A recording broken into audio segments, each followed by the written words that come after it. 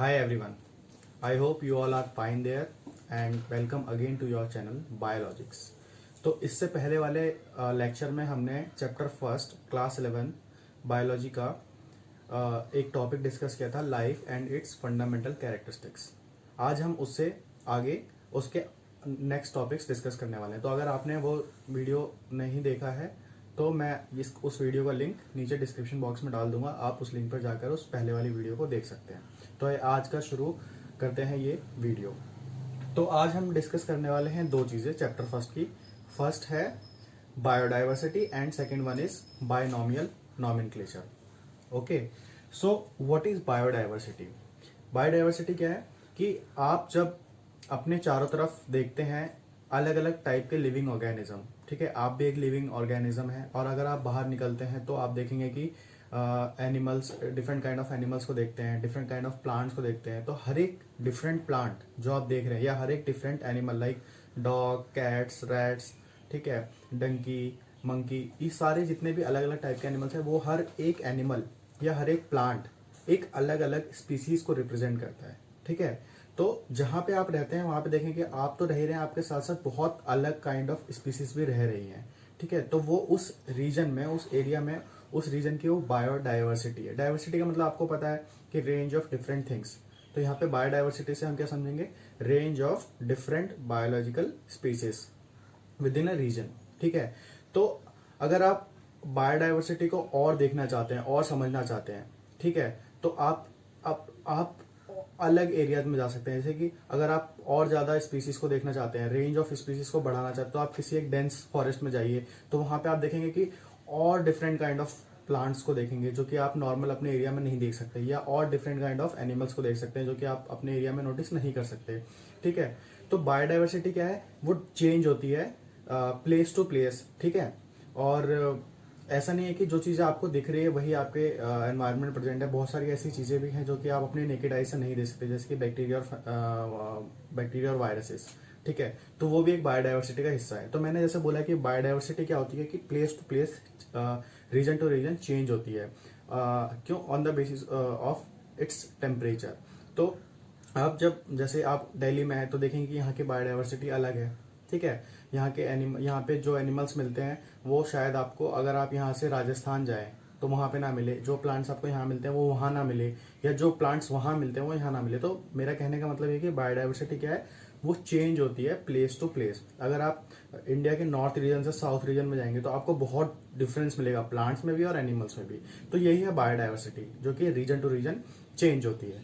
ठीक है, तो जो नॉन एस्टिमेट है बायोडाइवर्सिटी का इस अर्थ पे अभी तक, वो है अराउंड 1.7 टू 1.8 मिलियन स्पीसीज। मतलब इतने स्पीसीज इस अर्थ पे इस टाइम डिस्क्राइब हो चुके हैं, खोजे जा चुके हैं। ठीक है, लेकिन जो करंट एस्टिमेट है, जो मानना है कि कितने हो सकते हैं, ठीक है, 1.7 टू 1.8 मिलियन डिस्क्राइब हो चुके हैं, और जो करंट एस्टिमेट है कि इतने और हो सकते हैं, तो वो टोटल जो एस्टिमेट है वो 5 टू 30 मिलियन स्पीसीज का है कि इतने स्पीसीज और अर्थ पे हैं।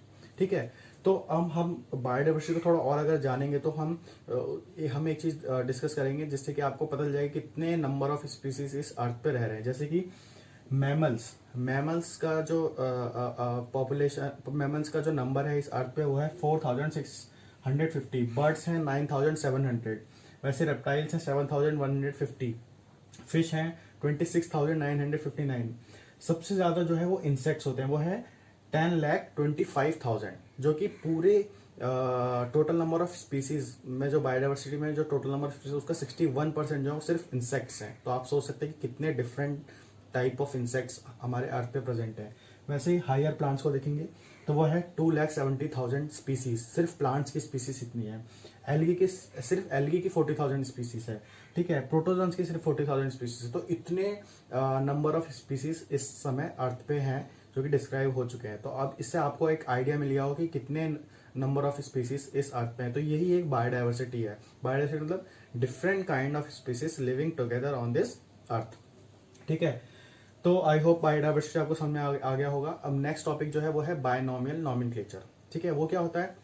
वो क्या होता है कि अब आपको, जैसे मैंने बताया कि इस अर्थ पे जो एस्टिमेटेड है वो है 1.7 to 1.8 मिलियन स्पीसीज, जो इतनी स्पीसीज इस अर्थ पर रह रही है। ठीक है, तो उनको उनका नेमिंग करना भी बहुत जरूरी है। ठीक है, क्योंकि अगर हम नेमिंग नहीं करेंगे तो हमको उसको आइडेंटिफाई करने में प्रॉब्लम होगी। ठीक है, तो उसको क्लासिफाई करना और उसको नेमिंग करना बहुत इंपॉर्टेंट है।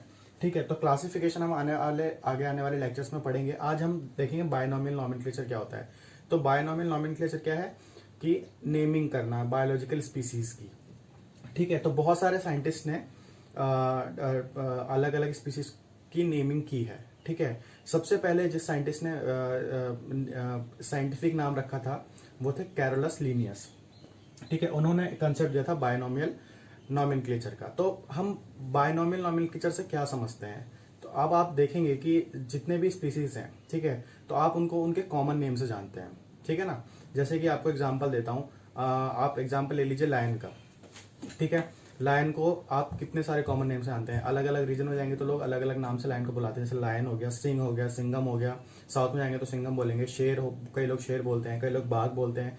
ठीक है, तो ये अलग अलग नाम है लायन के, जो कि रीजन टू रीजन वरी करते हैं। ठीक है, तो अगर आप शेर बोलते हैं और आप साउथ में जाएंगे आप शेर बोलेंगे तो वहां के लोग समझेंगे नहीं आप किस जानवर के बारे में बात कर रहे हैं। ठीक है, इसीलिए हर एक स्पीसीज का, ठीक है, एक साइंटिफिक नेम होना बहुत जरूरी है। ठीक है, जिससे वो जो साइंटिफिक नेम होता है वो यूनिवर्सल होता है। आप वर्ल्ड के किसी भी कोने में चले जाइए और आप उस साइंटिफिक नेम को बोलेंगे तो लोग समझ जाएंगे आप किस पर्टिकुलर स्पीसीज की बात कर रहे हैं। इसीलिए साइंटिफिक नेम रखना बहुत जरूरी है, बायनोमियल नॉमेनक्लेचर करना बहुत जरूरी है।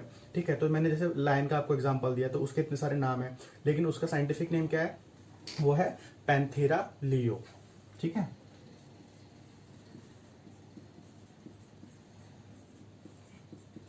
पैंथेरा लियो, ये है इसका बायोलॉजिकल नेम। तो आप इस बायोलॉजिकल नेम को ऑल ओवर द वर्ल्ड कहीं पे भी बोलेंगे तो लोग समझ जाएंगे कि आप लायन के बारे में बात कर रहे हैं। ठीक है, तो अब इसके कुछ रूल्स हैं कि हम इस बायोलॉजिकल नेम को कैसे लिख सकते हैं। तो हम वो रूल्स डिस्कस करेंगे आज।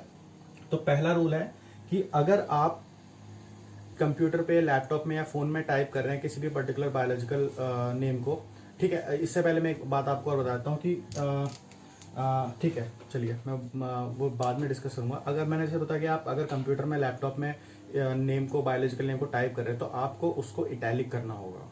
ठीक है, तो पहला रूल हो गया कि इटैलिक्स में आपको टाइप करना होगा। ठीक है, अगर आप किसी बायोलॉजिकल नेम को टाइप कर रहे हैं। सेकेंड रूल क्या है कि किसी भी बायोलॉजिकल नेम का जो पहला जो वर्ड होता है वो होता है उसका जीनस रिप्रेजेंट करता है। ठीक है, और सेकंड जो वर्ड होता है वो उसका स्पीसीज रिप्रेजेंट करता है। तो हर एक बायोलॉजिकल नेम दो चीजों को बताता है कि ये कौन से जीनस को बिलोंग करता है और कौन से स्पीसीज को बिलोंग करता है। इसीलिए इसको बायनोमियल नॉमेनक्लेचर बोला जाता है। क्यों? क्योंकि हर एक साइंटिफिक नेम में दो कंपोनेंट्स होते हैं, एक होता है जीनस और एक होता है स्पीसीज। ठीक है, तो टू कंपोनेंट से मिलकर बना होता है हर एक बायोलॉजिकल नेम, इसलिए इसको बायनोमियल नॉमेनक्लेचर बोलते हैं। थर्ड जो रूल है कि जैसे मैंने आपको पहला रूल बताया कि अगर आप कहीं टाइप कर रहे हैं तो आपको इटैलिक्स करना बहुत जरूरी है, लेकिन अगर आप कॉपी में लिख रहे हैं, पेन से अपने हाथ से लिख रहे हैं, तो आपको इटैलिक करने में मतलब प्रॉब्लम हो सकती है कि आपकी नॉर्मल हैंडराइटिंग और इटैलिक्स के बीच में ज़्यादा डिफरेंस नहीं होता कई कई लोगों के। तो उस केस में क्या करेंगे, उस केस में हम दोनों वर्ड्स को सेपरेटली अंडरलाइन करते हैं, ऐसे।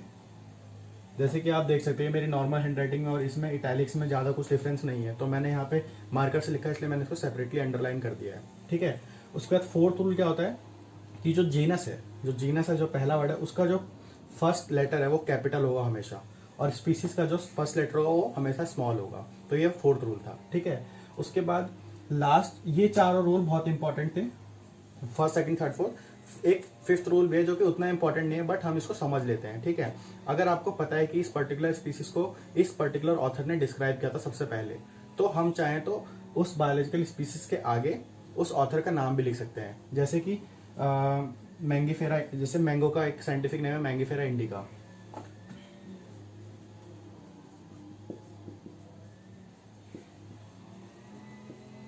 ठीक है, मैंने इसको अंडरलाइन कर दिया है, और मैं जानता हूं कि इसको सबसे पहले कैरोलस लीनियस ने डिस्क्राइब किया था, तो मैं यहाँ पे इसके आगे LINN लिख दूंगा।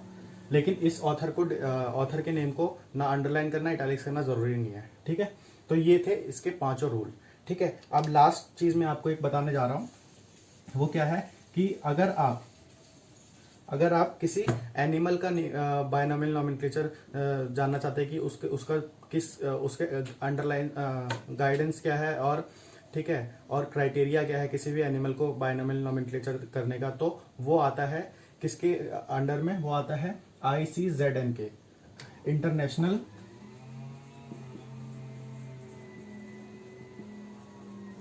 Code for zoological nomenclature.